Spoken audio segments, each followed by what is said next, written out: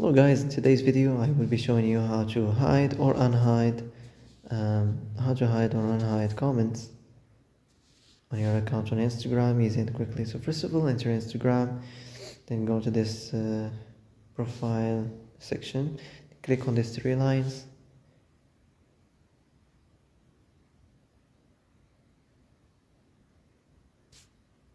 and then scroll down, go to the hidden words,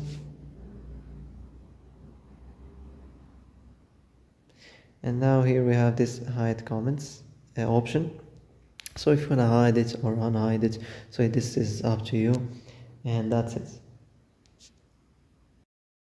And that's it for today's video. I hope this is the answer you've been looking for.